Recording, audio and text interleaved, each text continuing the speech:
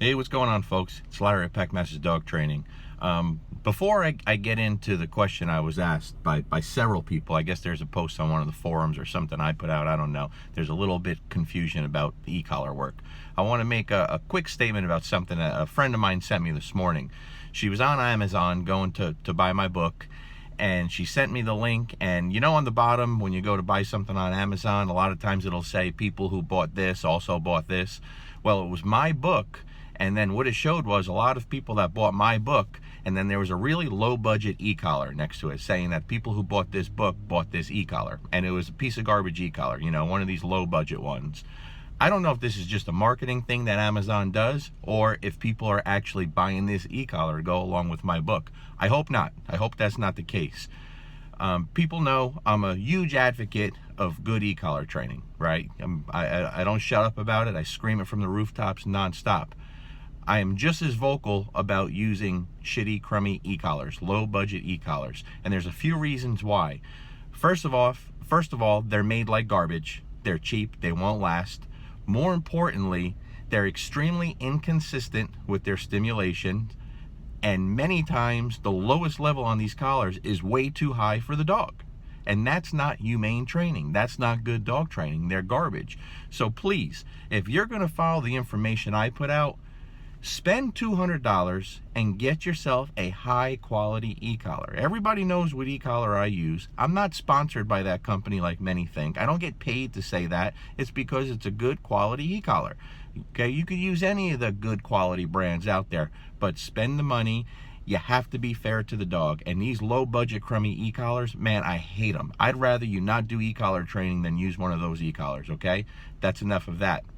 Next question was, I'm not sure why there's still so much confusion on training with the e-collar. Not just me, but there's plenty of people who put out a lot of good stuff out there that make it really simple for anyone to do so. With that being said, guys, for new dog trainers, new dog owners, if you're going to do this on your own, please at least have a good grasp on, you know, clicker training, marker training, luring, you know, leash work. Understand all these things a little bit before you jump on using a remote collar. Yet you have to. If you really want the best results and you want to be fair to the dog, you have to have some kind of understanding of how dogs learn and how to implement the things that come before the e-collar. Very, very important, right?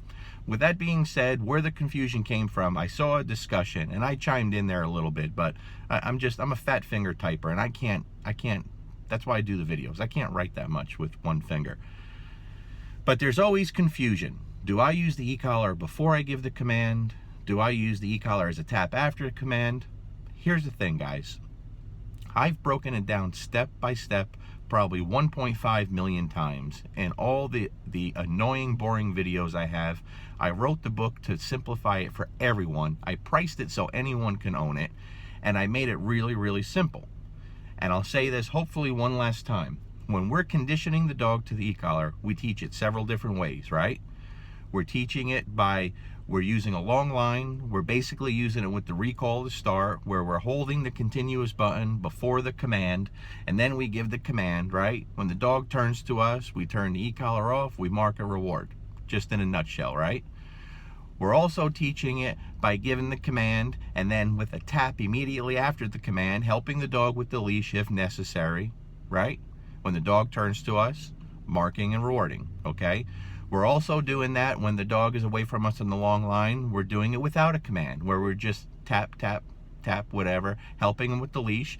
And the dog starts to learn that the default response when there is no command given turns and comes to us. It's a very, very effective thing. All my dogs are trained like that, right? So for example, if your dog's 100 yards out in the field, maybe can't hear you, it's windy, a tap tap from the e-collar causes them to turn and come to you, come check in. Very simple to teach, but very effective, right? We also teach it with the turnabouts, where we're walking, right? We're walking at a good pace, then we turn 180 degrees with a tap tap with no command, okay? Remember that? It's all in there. We also teach it where we're walking at a good pace, and then we use our momentum to back straight up. Here, you're doing it both ways, with the continuous button or with a tap, okay? There, you can mark, you can reward, you can use the command. You make it your own. But the most important thing here, guys, is that you're teaching the dog the meaning of the e-collar. not teaching obedience commands by having the dog figure out how to turn off the e-collar. If you do that, that's your business. That I'm not mad at you. That's not what I do. Not even close. And so I wish people would understand that if you take the time to teach this tool properly, it doesn't take long before you can use it for everything.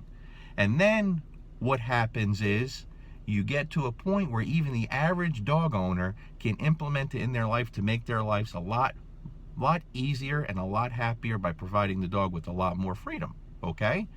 Then you guys know in the intermittent phase, we're teaching it with 4 different combinations. I'm not going through that. It's all in there, okay?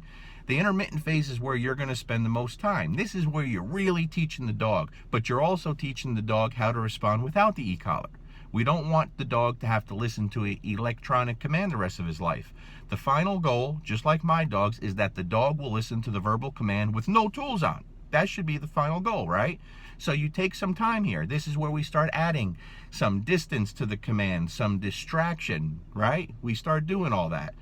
We go to different places. We're teaching the dog for real now. Once the dog is through that, we're in the maintenance phase, where the e-collar is there if you need it.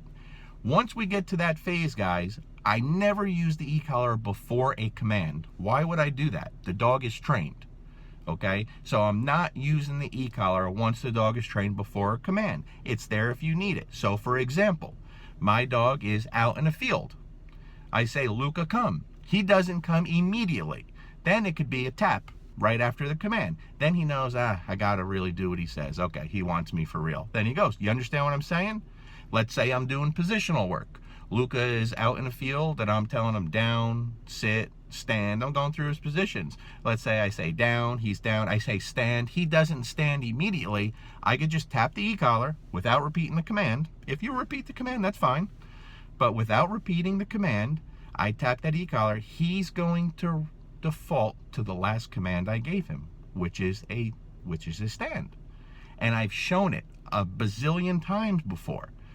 But that's because I take the time to teach every single dog that comes into my care, whether it's my dog or a client's dog, the true meaning of the e-collar, what it understands. When they feel the sensation, they get it. So down the road, you're preparing the dog to take a correction if necessary.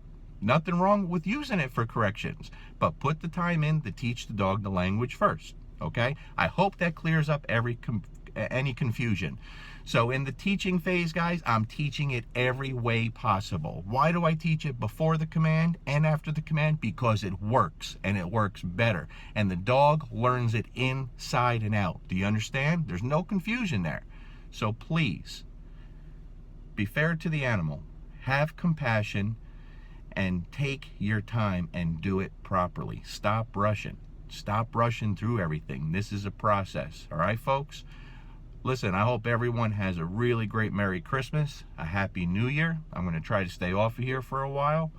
Thank you for all the support. And listen, we're doing what we do. We're blessed to be doing so.